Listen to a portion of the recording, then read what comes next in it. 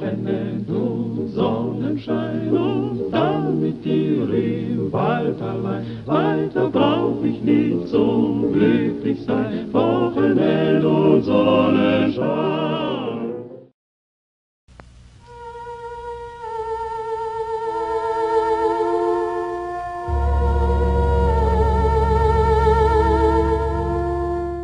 Now, in August the 9th, 1974, there was a Japanese comet that swept through our solar system, a very large one. Just doesn't make sense. Well, we'll get more interceptors up there. I want to find out what's going on. Yes, sir. Oh, Sergeant Embers. Yes, General? Would you give me a cup of coffee, please? Black, no sugar. And you better make another pot. It looks like a long day. Yes, sir.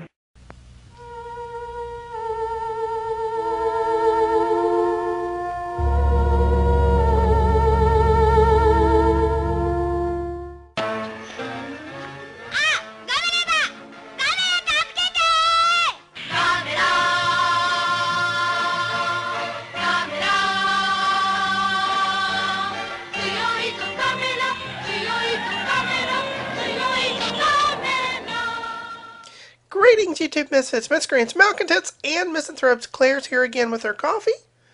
Come on and grab yourself a cup. We're going to talk about YouTube and YouTubers. It's actually the wee hours of Sunday morning here. I couldn't sleep because I have a cold. Maybe you've noticed I sound a little funny. And it's very cold for October, which is why I'm wearing my hoodie. That's particularly odd because they're having a heat wave in England. I was watching a match from Leeds on Saturday, and it was almost 30 degrees centigrade there. That's about 85 degrees Fahrenheit. So what's been going on YouTube this past week? Well, the frenzy of false flagging fools continues unabated. The latest victim is my friend Gaffel, and I will put a link to his channel in the info bar. Unfortunately, he is apparently suspended for a couple of weeks because he's been false flagged several times. Another good buddy of mine, Stan Marsh 1, was also false flagged, and what follows is the video that was flagged. Hey everyone, this is going to be the greatest ponage video of all time. I'm here with Mr. Brett Keane, Mr. Elephant Scrotum Face Man himself, and I'm going to ask him a few questions. A few questions that, given the recent activity of him and his little friend on YouTube, are probably the kind of questions that a lot of people would like to ask him. So Brett, first off, just exactly how big's your asshole ever since J-Dubs decided to come onto YouTube and spend every waking second up there? Oh, wow, really? That big? I mean, that surprises even me. I mean, that's worse than goatsy. I mean, you must use at least a tub of Preparation H every day. I mean, I can't even imagine how much that stinks. Okay, Brett. Last question, seeing as it must be very painful for you to sit down for any prolonged period of time. When J-Dubs first came onto this website and stuck his head so far up your ass, what was your primary overriding feeling? Oh, well, shock and surprise. I mean, that doesn't surprise me. I mean, if I had if I had somebody's head up my ass, I would feel the exact same thing. I would feel a mixture of do do do do do do do what's up my ass, do do do do do do.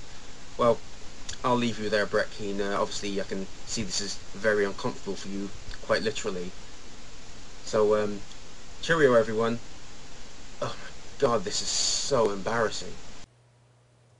Those of you who are regular viewers, or those of you who have had conversations with me, know that I tend to be very pessimistic about the future of my country.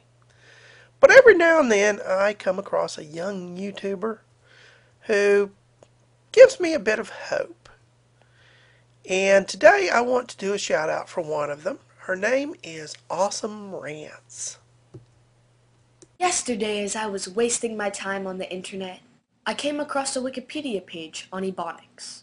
Now, for the sake of those who do not know what Ebonics is, it's a word that is primarily used to describe African American vernacular English. You may have heard some African Americans speak with an accent that greatly resembles that of Southerners. Improper grammar or pronunciation is also common among these individuals. Now, I'd rather not go into any more detail about Ebonics and its multiple definitions and strong connotations, but I do want to address a certain problem that I had with the Wikipedia pages on Ebonics and AAVE. For I think that they were indirectly implying that all African Americans speak Ebonics, or at least seriously implement it into their speech. Besides the fact that stereotyping and prejudice in general are completely irrational, what makes me more angry about this issue is the fact that some people, who are also nailed down by a stereotype about the way that they speak, share the belief of those who think that African Americans speak a certain way. You are completely ignorant.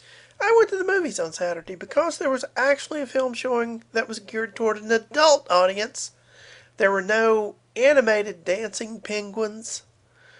There were no superheroes, and there were no vampires. Instead, it was kind of a horror story with some plausibility. Did she mention seeing anyone who was sick? Anyone on a plane, the airport? She said she was jet lagged. Beth. Mom? No, go up to your room, honey. So we have a virus with no treatment protocol and no vaccine at this time. Don't talk to anyone. Don't touch anyone. It's figuring us out faster than we're figuring it out. It's mutating.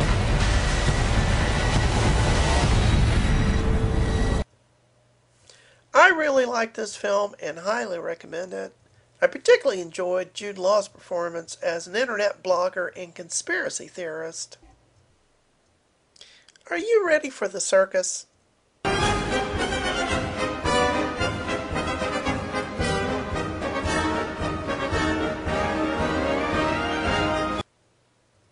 Despite appearances, our first nominee is not Santa Claus. He is Mega Sage 007.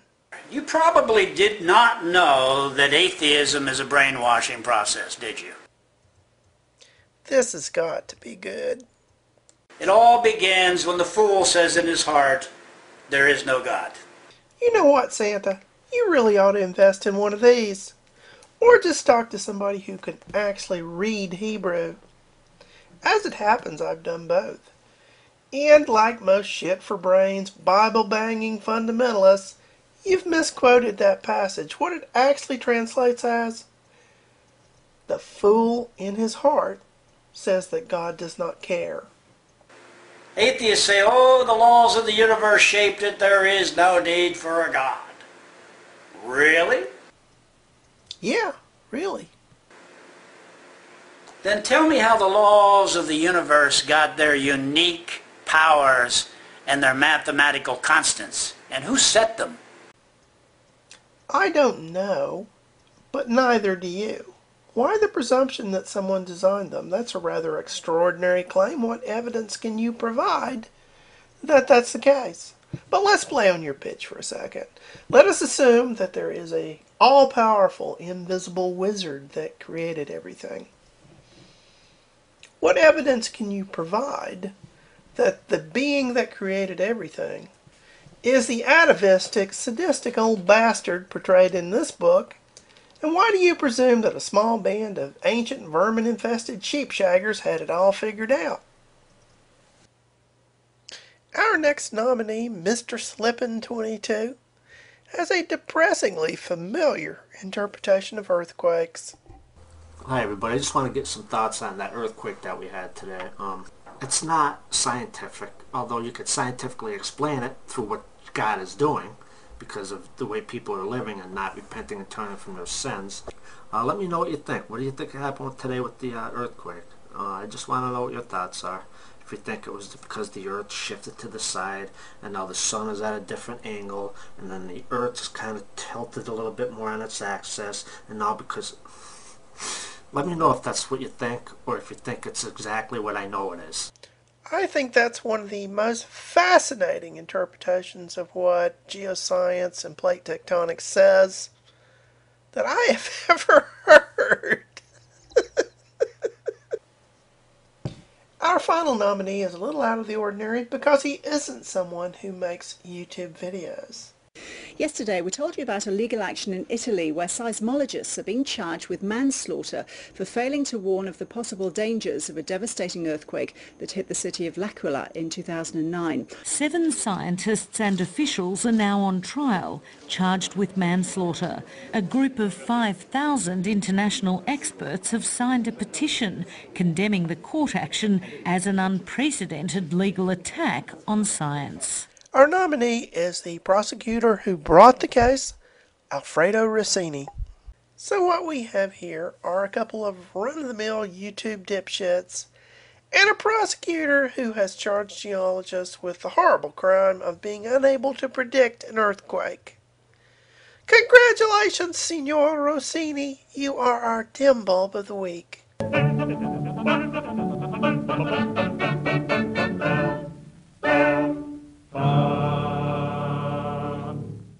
Okay guys, that's another show. I'm still working on the supervolcano video, and while researching that topic, I discovered something brand new I didn't know concerning volcanoes. So I'm working on that video as well, and I have a couple of new ponage videos in the hopper, including one on an old friend. Bis später. I'm tired of your jiving and your nasty attitude. Yes, I'm tired of your jiving and your nasty attitude. Why don't you straighten up, pretty mama? Try to do all the things you know you should.